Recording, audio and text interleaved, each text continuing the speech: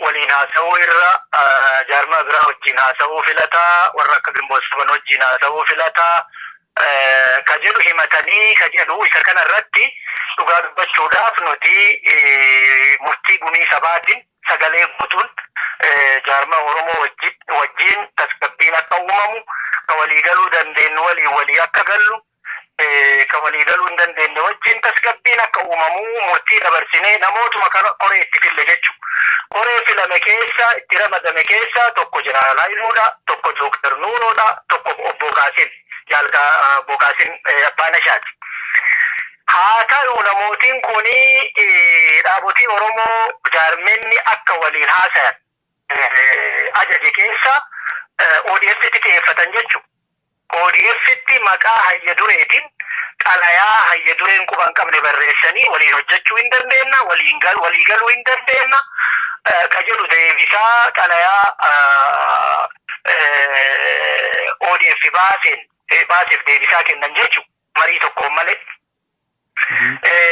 Nuti immoo dhaabni Oromoo kan waliin haasofna, waliin hojjanna, ka walii galuu dandeenyu murnootaa fi gurmuulee Oromoo maraa ka walii galuu nu barbaannu warra diinaaf hin jilbiiffatin. Warra diinaaf jilbiiffatee biyyatti gallee sirna wayyaanee risaayikil godha jedhee miti. Kana kileerri lafa kennee jira jechuudha. Isaan immoo ka keessaa filatanii xalayaa maqaa hayya dureetiin itti barreessan ODF kun faaktii lafa jiru weebsaayitii irra ture. Probably namni Oromoo weebsaayitii adda addaa Gadaa.com Ayyaantuu Bilisummaa dubbisee waan kana dubbisee bira dabree jira jechuudha. Ji'a 4-5 dura wanni kun maxxanfame. Kanaa ka hogganni irratti mari'atin hayya dureen quba hin qabne maqaa hayya dureetiin ODF walii gallaa jedhanii barreessan jechuudha. Bakkeen rakkoon itti uumamte bakka tana nuti dhaabbotii Oromoo bilisa ta'an, gurmuulee Oromoo bilisa ta'an waliin yoo walii galuu dandeenye walii galla, yoo walii galuu dadhabne waliin hojjanna ka jennu lafa kaa'annee jara kana qoree itti goone. Isaan immoo cillaayifataniiti dhaaba tokko qofa kaayoon keenya wal fakkaata, karoori keenya wal fakkaata, isaanii walitti dabalatee isaan wajjin hojjechuu dandeenya waa yaada jedhu kaasan.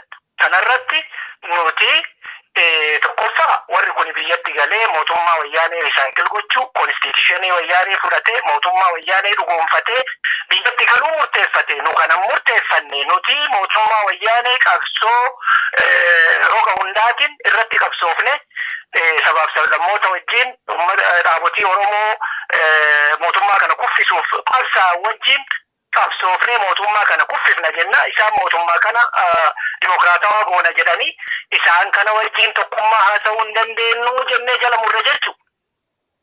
Kanarratti wal dhabne wal dhabbiin duraa bakka tanaa ka'a jechuudha.